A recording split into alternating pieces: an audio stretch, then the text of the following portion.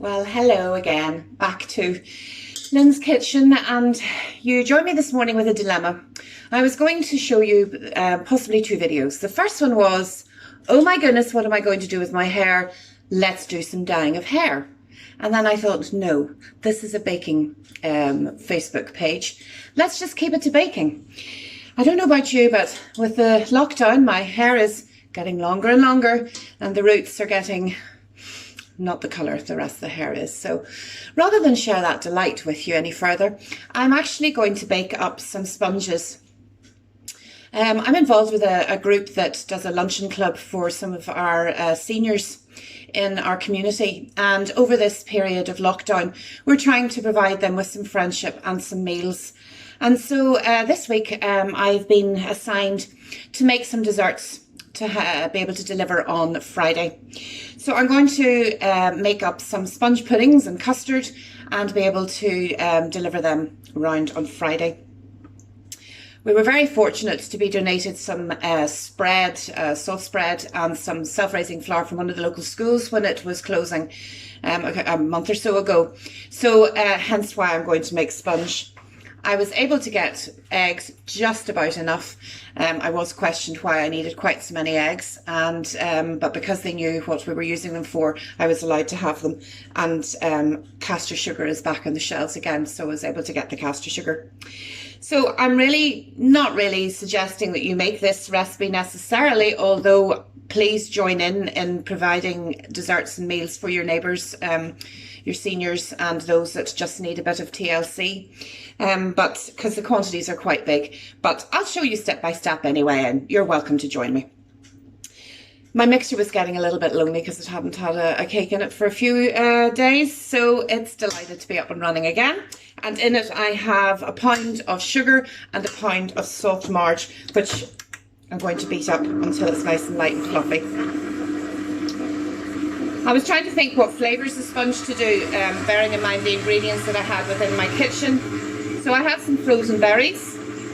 So I'm going to do a vanilla sponge with frozen berries that I'm going to make into like a jam.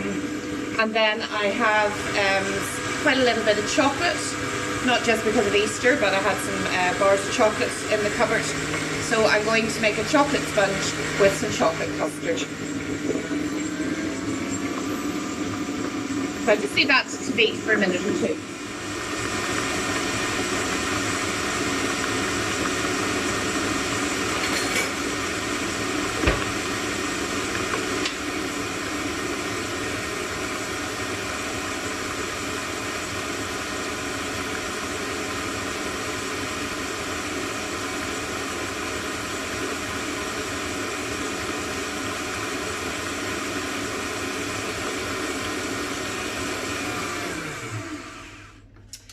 So the butter and sugar is just nicely whipped together.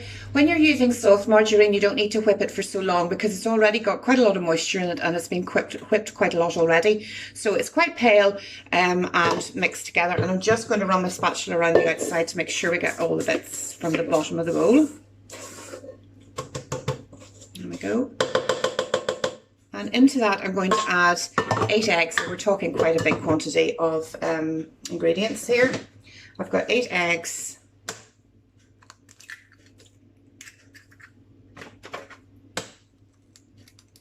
and a pound of self-raising flour.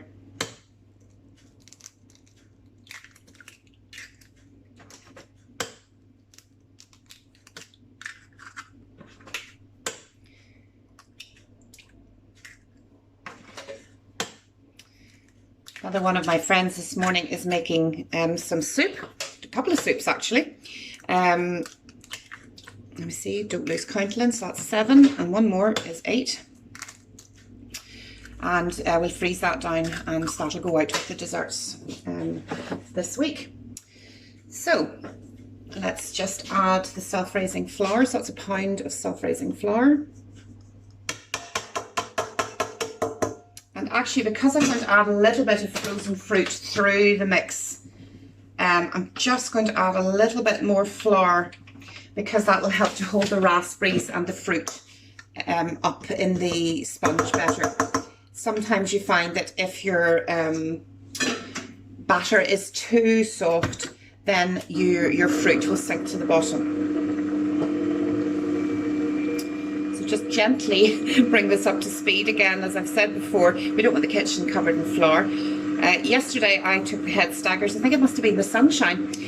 Got up and decided, as my husband and daughter were heading out for a large cycle ride, I was going to clean the house from top to bottom. I don't know about yourselves, but being shut into the house all the time and having everybody home with you, it's really rather hard to keep on top of keeping the house tidy and clean.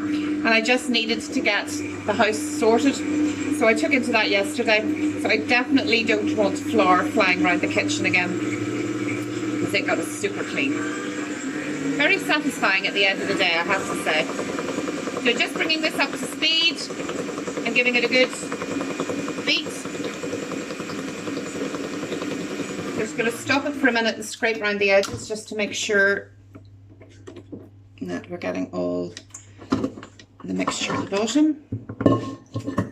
Now, I don't tend to use as soft a marge as this, and I'm finding that this mixture is very soft and very slack. So actually, just for this purposes, I am going to add a little bit more flour. So these are little tips, little tools of the trade, as they say. If you find your mixtures aren't quite right, you know they can be slightly adapted to assist. So I know a lot of you have been making my raspberry and white chocolate scones, and I've seen the most magnificent photographs of your efforts. But I know some were finding maybe that the dough was a little bit stiff. So in that case, feel free to add a little bit more milk to your dough until it's a softer consistency. It does depend on the flour sometimes as to how much milk that you would add to a mixture.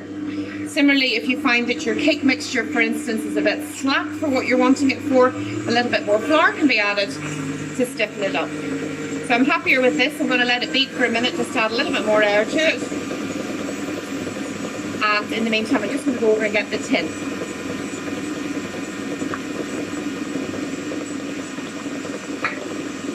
My frozen raspberry.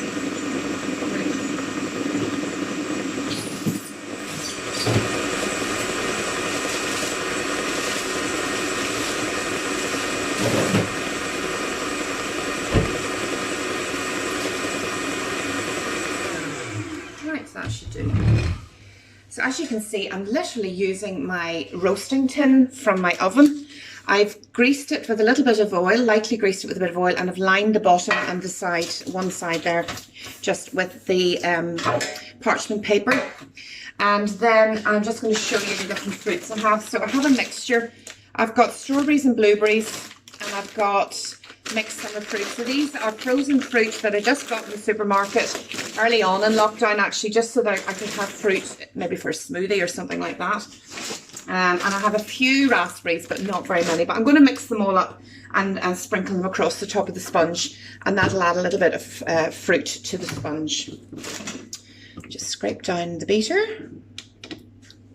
Just going to take it out for a minute, and I can use it again later.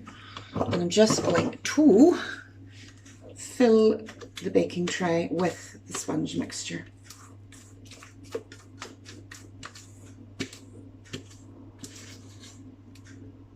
Go. Not bad for sponge number one. Now, just spread it out evenly to the corners, right into the corners.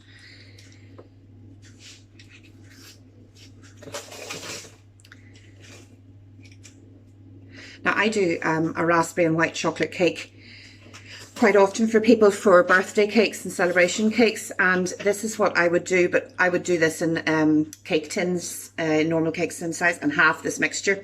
But the same principle applies, that you have your sponge mix, and then I would sprinkle over some of the frozen raspberries. But I'm going to do a mixture of fruit, so we've got some frozen raspberries. And I just crunch up the raspberries a little bit so you get a good speckle of them over the edge. And let me just tip the camera just a little bit better so you can see what's going on here. There we go. And then let's add some, I'm not so keen on adding strawberries because they do tend to be a bit wet really for cake.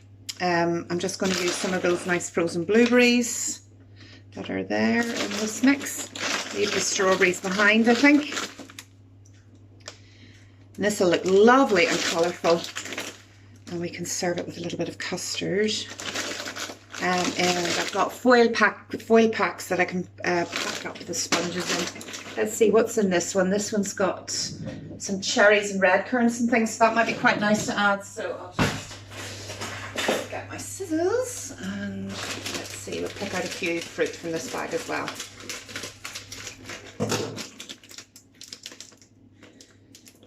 Bag open.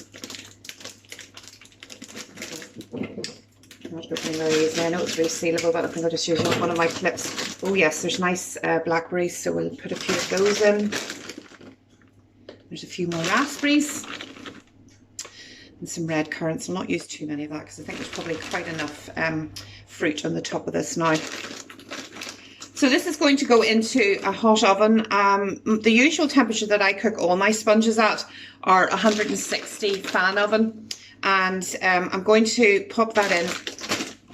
Now, again, I'm not really 100% sure how long that'll take to cook. It could take half an hour, take 3/4, just depends, because we don't normally cook in our domestic ovens quite this big. So you just need to play it by ear. So I'm going to put it in for about 30 first, and then I'll have a look at it and see whether it needs any longer. So I'll come back to you in a minute. Right, the fruit sponge is in the oven for, hopefully we'll check it after about 35 minutes or so. So what I've done with the rest of the frozen fruit is I've got about 500 to 600 grams of frozen fruit, and I've put it into a pot with the same quantity of caster sugar, and I'm just going to put that onto the stove, and I'm going to make like a fruit jam, a mixed fruit jam with that. Equal quantities of frozen fruit and sugar, caster sugar, onto the stove. Bring it up to the boil and let it then simmer away for about 15 minutes. I'm just going to put that on now, and that'll give us a nice fruit jam later on. And meanwhile, I have put into my mixer again a pound of caster sugar, a pound of margarine, and I'm just going to clean down the edges. Now, I didn't have all caster sugar. See, the things are running out in the old cupboard, and I'm really putting off having to go back to the grocery store. I really don't want to have to go. So I've put in there some brown sugar to make up the difference, but it's a different consistency. So we'll see what happens. Anyway, I'm going to add 8 eggs again. That's 1, 2. I really have to work up the courage to go out to the supermarket. Isn't that dreadful? I mean, I would have been out without thinking about it before, but now I sort of really don't fancy going at all if I can avoid it. But we're getting low in so many things that I think come Thursday or Friday I'm going to have to go out and get a good grocery shop. Even my frozen backups are starting to run down, so we'll have to brace myself and go. So that's 8 eggs in there, and into that then I'm adding a pound of self-raising flour and about 4 to 6 ounces of cocoa powder. So that's going to give it a lovely chocolate flavour. So this is our chocolate sponge. So I'm just going to very slowly, the cocoa powder is even worse than the flour, so very slowly just start the mixture and hope that it doesn't fly around. So yes, that's beginning to come together. That's lovely. And what I've done then is I have some dark chocolate that I have chopped up. And instead of sprinkling the sponge with frozen berries, I'm going to then sprinkle the sponge with some nice chunks of chocolate. So that's all beginning to come together nicely. Speed up a bit. There we go.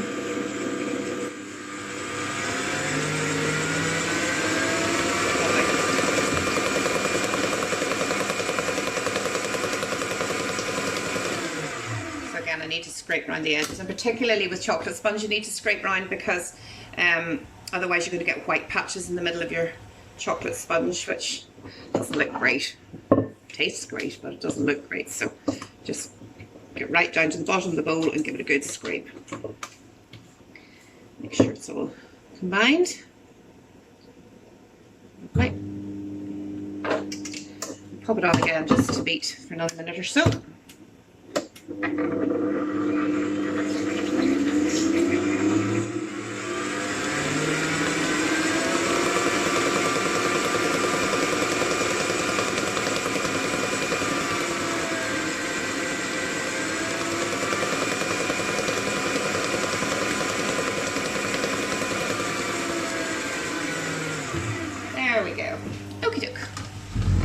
So I have another large tin.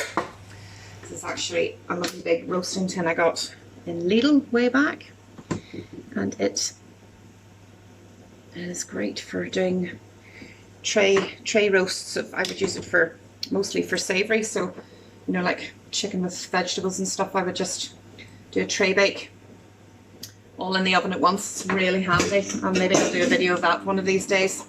So this is our nice chocolate mixture, and I'm just going to pour it all in to the tray, which again has been lightly greased with some oil and lined with baking parchment.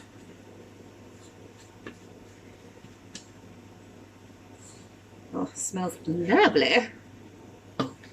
Although I have to say, I have eaten maybe a bit too much chocolate in the last couple of days, so perhaps wouldn't necessarily been. Now, where did I put my nice little knife to spread everything with? Let's go and have a look for it.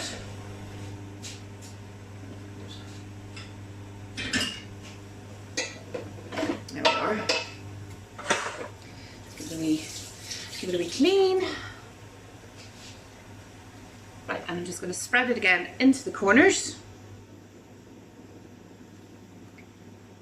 There we are. And that'll have a really seriously chocolatey flavour.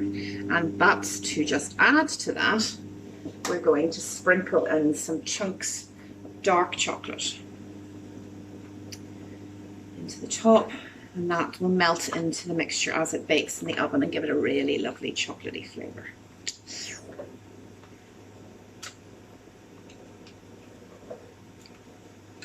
Yum, yum, yum.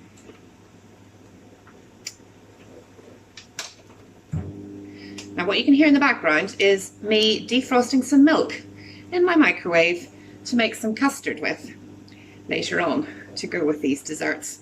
But I forgot to take it out of the freezer, so it's now having to go in the microwave. So that looks absolutely amazing. Seriously chocolatey and yummy. And again, I'm going to put that into the oven for 35 minutes or so. See what it's like. It probably will need a little bit longer, but I'll let you know how I get on. In the meantime, the jam is bubbling away, and I'll come back and show you what it looks like. So as you can see, the sugar is beginning to melt into the frozen fruit. Lovely vibrant colour. And I'm just going to actually leave that to come to the boil and let all those fruit defrost in the heat of the melting sugar and come to the boil, and then I'll show you it as it's doing a rolling boil and as you're waiting for it then to become jam. Now you can see that it's come up to quite a fast boil. Just turn down the temperature to about half and let it bubble away for about 10 to 15 minutes. So the jam has been bubbling away for 10 to 15 minutes, and I've just turned off the heat, and I'm going to let that cool until we're ready to serve it alongside the fruit sponge. Well, welcome back. And I have got two amazing sponges that have come out of the oven and are now cooled, but I'm just going to show you the fruit one. So as you can see, these wonderful sponges with the fruit speckled across the top and then dripping down through the sponge. So they look immense. I've cut them up into squares. And now look, wait, I'm going to show you the chocolate. The chocolate looks so good. So, so good. This is the chocolate squares, look. Lovely chocolate melted into the top and all gooey, and then a lovely chocolate sponge, well risen and ready to go into the tins. And so what I've been making as well has been some chocolate custard. So I'm going to put a piece of chocolate sponge into the chocolate custard. And then for the fruit ones, what I've done is I've made some ordinary custard and I've put the sponge into that, and then I've topped it with some of the jam. So those are going to make two gorgeous desserts. A fruit sponge with some ordinary custard and a fruit jam on top, and then these chocolate indulgent squares with a chocolate custard underneath. And I'm hoping that our seniors will really enjoy these desserts. Feel free to have a go yourself. I'll put a bit of a recipe down below for you if you want to have a wee bit of a go, or if you'd like to maybe give out some desserts to your neighbours or whatever. But thank you for joining me while I have been doing my baking this morning, and I hope to see you very soon.